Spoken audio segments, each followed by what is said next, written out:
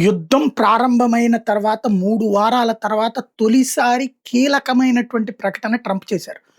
ఇవాళ ఉదయం నుంచి సాయంత్రం 5 గంటల సమయానికి ఇండియన్ టైమ్ ప్రకారం ఒక స్టేట్మెంట్ ట్రంప్ ఇవ్వబోతున్నారు అన్నటువంటి నేపథ్యంలో హార్ముజ్ జలసంధి దగ్గర 48 గంటలు గడువు ఇస్తున్నా 48 గంటల లోపు కనుక హార్ముజ్ జలసంధి ఓపెన్ చెయ్యకపోతే తీవ్ర పరిణామాలు ఎదురైతే మీ పవర్ ప్లాంట్స్‌ని ధ్వంసం చేస్తామని ఇంతకుముందే ప్రకటించడం. నువ్వు మా పవర్ ప్లాంట్స్ జోలికొస్తే మేము గల్ఫ్ దేశాల్లో ఉన్న పవర్ ప్లాంట్‌లను ధ్వంసం చేస్తామని చెప్పి నిన్న ఇరాన్ చెప్పడం. దీంతో ఇద్దరి ప్రకటనల తీవ్రతలో భాగంగా 24 గంటల గడువు తర్వాత ఈ స్టేట్మెంట్ ఇస్తున్నారు. అంటే ఏదో జరుగుతోంది.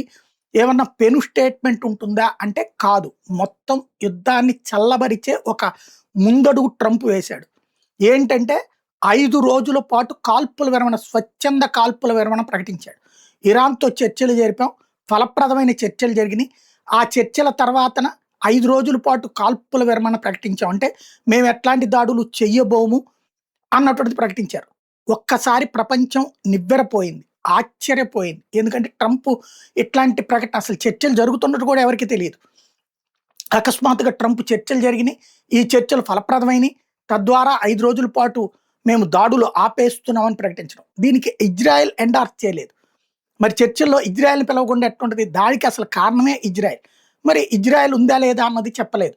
ఎట్ ద సేమ్ టైమ్ 5 రోజుల కాల్పుల విరమణ అని ట్రంప్ ఎప్పుడైతే అన్నాడో ఒక్కసారి అమెరికన్ స్టాక్ మార్కెట్లు పుంజుకున్నాయి. లాభాల్లోకి వెళ్ళినాయి. లాభాల్లోకి వెళ్ళి ముగిసినాయి. ఇంకొక వైపున చమురు ధరలు ఒక్కసారిగా పడిపోయినాయి. $117 దాకా వెళ్ళినటువంటి దాదాపుగా 13% చమురు ధరలు పడిపోయినటువంటి పరిస్థితి. ఓవరాల్‌గా యుద్ధ విరమణని ఇరాన్‌ని చూసి భయపడి చేశారా? లేకపోతే హార్ముజ్ జలసంధికి సంబంధించి ఓపెన్ చేయడానికి ఇచ్చినటువంటి గడువుని దృష్టిలో పెట్టుకొని మనం ఒక అడుగు వెనక్కి తగ్గితే అప్పుడు ఇరాన్ ఒక అడుగు వెనక్కి తగ్గుతుంది కదా! ఇరాన్ ఆల్రెడీ ఒక అడుగు వెనక్కి తగ్గింది. అమెరికా, ఇజ్రాయెల్ షిప్స్ తప్పించి మిగతా షిప్స్ అన్నీ కూడా యథావిధిగా వెళ్ళొచ్చు. మేము వాటి జోలికి పోమని చెప్పింది. కాబట్టి ట్రంప్ కూడా వెనకడుగు వేశాడా? ఏంటన్నది ఇక ఎవరి ఇష్టం ప్రకారం వాళ్ళు ఆలోచించుకోవచ్చు.